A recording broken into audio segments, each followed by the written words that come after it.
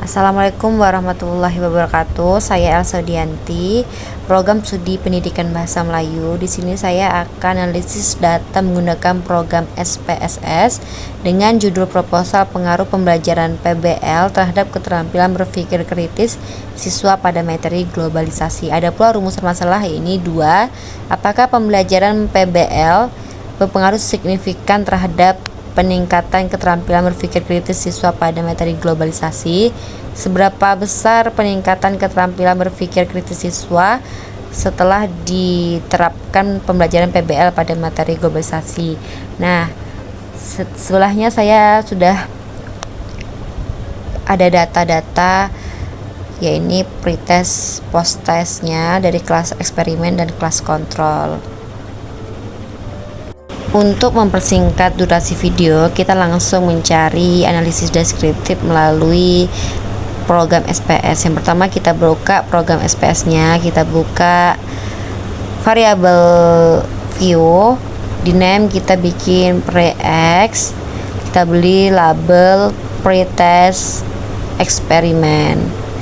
Nah, yang keduanya post-x, ketiganya precon, postcon. Nah, labelnya post eksperimen, pre-test control, post-test control. Nah, di desimal kita ganti 0 semuanya. Nah, ketika desimal sudah 0 semuanya, kita akan membuka data view-nya. Lalu kita copy semua data yang ada, pretest, post-test, eksperimen, pretest, post-test, kelas kontrol. Kita letakkan, kita pindahkan ke data view program SPS. Setelah data kita pindahkan, maka kita simpan. Lalu setelah kita simpan, maka kita membuka analisis. Kita klik deskriptif statistik, deskriptif. Lalu kita pindahkan variabel ke variabel S. Semua kita pindahkan.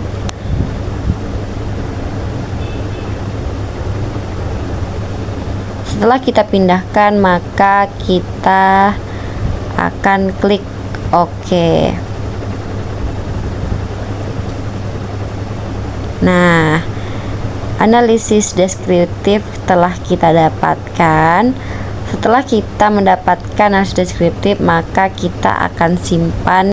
Untuk mempersingkat durasi video, selanjutnya kita mencoba uji normalitas. Nah, di sini saya telah membuat name hasil, label hasil belajar, kelas, dan labelnya tetap kelas. Lalu kita membuka data view. Kembali ke variabel view, kita akan merubah value, di mana value kedua kita ubah menjadi, yang pertama itu ada post-test eksperimen, yang kedua itu ada pre-test eksperimen PBL, yang ketiga itu ada post-test kontrol konversional, yang keempat itu ada pre-test kontrol konversional. Lalu kita klik OK. Setelah kita klik OK, desimal kita ubah menjadi 0 seperti kita mencari analisis deskriptif tadi. Kita ubah ke 0 semuanya. Data yang ada kita tidak merubah, kita hanya merubah value dan desimalnya. Lalu kembali ke data Excel. Kelas eksperimen pretest saya beri tanda 1. Post-test kelas eksperimen PBL saya beri tanda 2. Pretest kelas kontrol saya beri tanda 3. Post-test kelas kontrol saya beri tanda 4. Lalu saya copy data yang ada di Excel, saya letakkan di hasil, lalu saya beri tanda di kelas 1. Begitu juga seterusnya. Begitu juga dengan seterusnya, kita pindahkan ke program SPS dengan tanda per kelasnya hingga pada kelas 4. data yang telah kita pindahkan lalu kita simpan. Maka setelah kita simpan, kita membuka analisis, lalu kita membuka deskriptif statistik, lalu kita membuka explore. Nah, setelah membuka explore, kita pindahkan. Setelah kita pindahkan, maka kita akan mengecek apakah normalitinya sudah diklik. Maka kita akan klik. Setelah kita klik, kita akan klik OK.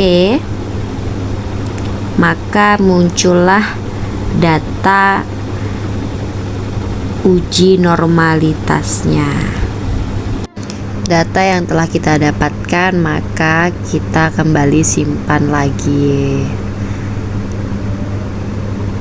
Karena data berdistribusi normal, maka kita akan uji paired sample test.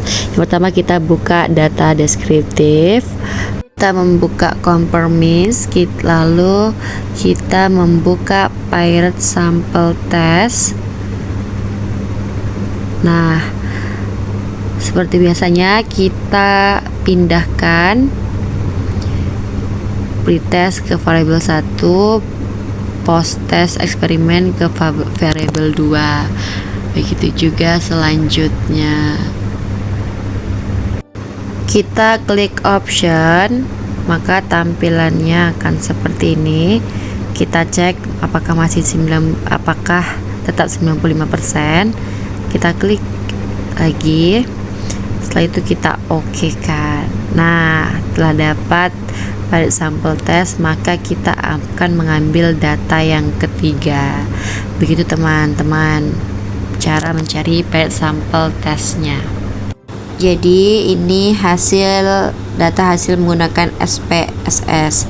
Yang pertama itu ada analisis deskriptif, terdapat minimum, maksimum, min, dan standar deviasi. Nah, lalu teman-teman terdapat juga uji normalitas. Di sini data yang ada berdistribusi normal. Lalu maka paired sample test berikut ini. Mungkin itu saja video yang dapat saya tampilkan. Video berikut adalah untuk memenuhi tugas statistik pendidikan. Saya ucapkan mohon maaf atas kekurangan dari video saya karena saya masih belajar juga. Saya ucapkan terima kasih teman-teman. Assalamualaikum warahmatullahi wabarakatuh.